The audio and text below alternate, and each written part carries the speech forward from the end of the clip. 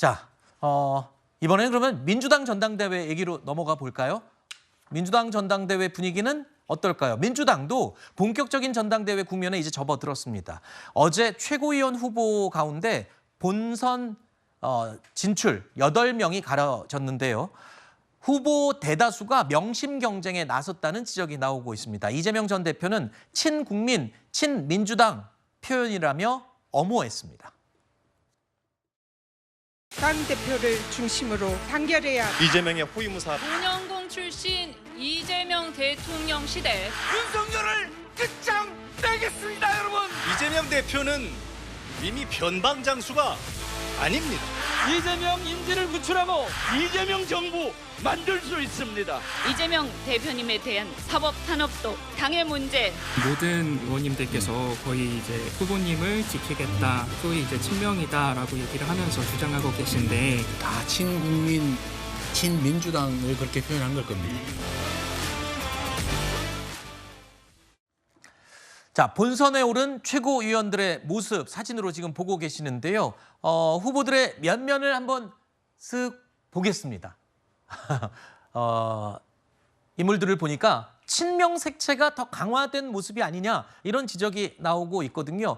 김두관 당대표 후보는요. 이번 최고위원 후보들, 최종 후보로 결정된 저 후보들을 보면서 이재명 전 대표 일극 체제의 방증이다라고 비판을 했습니다. 이거는 김두관 후보의 비판입니다. 어떻게 동의하십니까?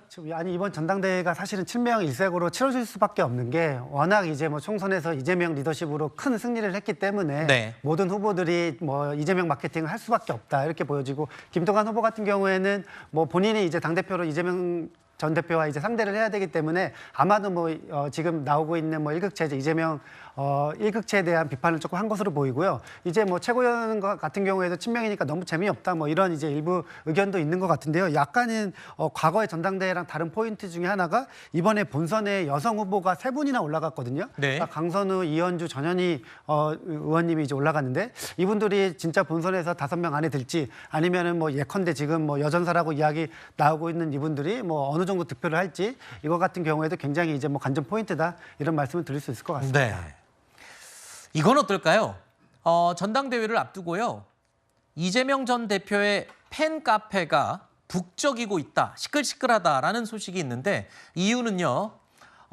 이재명 전 대표를 지지하는 또는 친명 성향의 의원들이 이 전 대표의 팬카페에다가 글을 자주 올린다는 겁니다. 그런데 글 내용을 보니까 의원들이 하는 의정 활동 내용을 상세하게 자주 올린다고 해요.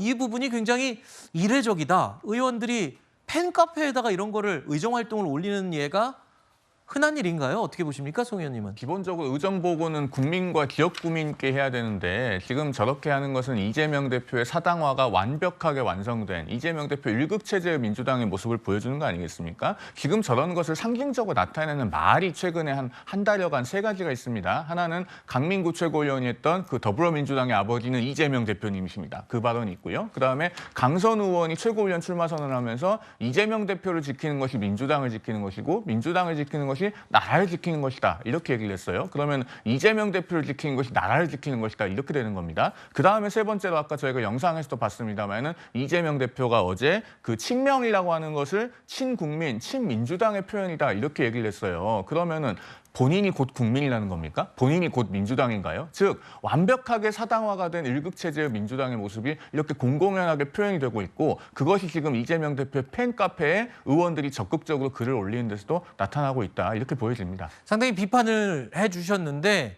또 일각에서는 요즘 세대 미디어 시대에 또 어울리는 또 의정 홍보 방법이 아니냐라는 또 의견도 있다면서요. 그렇습니다. 지금 의원들이 구태에 얽매일 필요는 없는 것이고요. 여러 수단을 홍보의 수단으로 가져갈 수 있는 거고 그게 이재명 대표의 팬카페든 본인의 팬카페든 다른 SNS 수단이든 그걸 가릴 상황은 아닌 것 같습니다. 그렇기 때문에 활발히 최민희 의원 같은 경우에도 과방위원장으로서 본인의 어떤 그 의정 활동을 하는 부분과 관련해서 공유를 하고 그리고 이재명 대표 체제가 들어오면서 민주당의 당원이 상당히 많이 늘어났습니다. 이재명 대표를 보고 들어온 당원들이라고 볼 수 있는데 그 주축이 된 곳에서 의정 활동을 하는 게 사당화와 무슨 관련이 있는 건지 좀 의문입니다.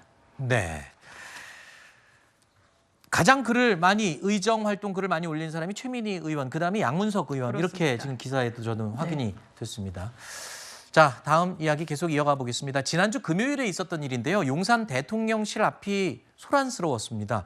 야당 소속 법사위원들이요, 대통령 탄핵 청문회 증인들에게 출석 요구서를 전달하려고 했던 건데요. 하지만 대통령실은 수령 거부를 선택했습니다. 이러면서 소란이 벌어졌습니다. 책임자 오세요.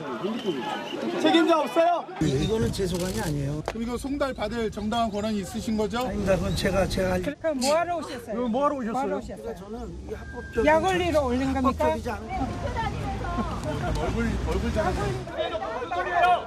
지금 차 없는 거리잖아요. 계세요. 빨리. 출석 요구서야. 다른 것도 아니고 출석해달 요청서라고.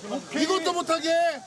그들은 땅바닥에 출석 요구서를 폐기했습니다.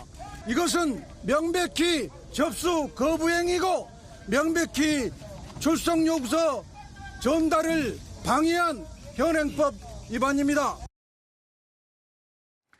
자, 오늘 오전에 법사위 야권 의원들은요, 정진석 비서실장을 포함해서 대통령실 관계자들을 공수처에 고발했습니다.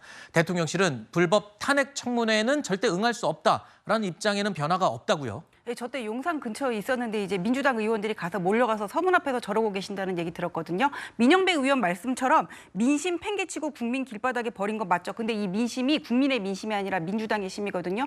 아니 불법 탄핵 청문회 이거 맞아요. 왜 이거 마음대로 만들어가지고는 탄핵안이라는 거는 국회의원들이 발의를 하고 국회에서 표결로 법사위 회부해서 심사하게 하는 건데 본인들이 발의를 하기에는 쪽팔린 내용이잖아요. 무슨 전쟁 위기를 조장하고 후쿠시마 오염수가 탄핵 사유라는 거야. 그거 이렇게 청원 들어온 거를 가지고 수사나 재판이 계속 중인 사안에 대해서는 수리할 수 없음에도 불구하고 그거를 가지고 지금 법사위에서 청문회 하겠다고 억지를 부리고 있는데 대통령실이 저거를 왜 받아야 됩니까? 알겠습니다.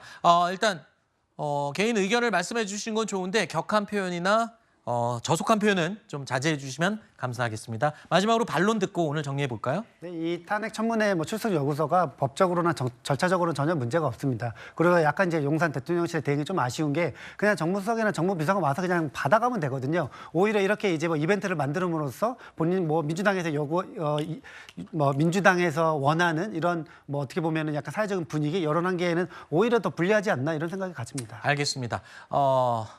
여야의 전당대회 이슈뿐만 아니라 여러 가지 첨예하게 대립되는 이슈들이 계속 이어지고 있죠. 정치권 이야기 여기서 마무리를 하고요. 장유미 변호사님은 남아서 조금 더 도와주시기 바랍니다. 세 분과 인사하겠습니다. 감사합니다.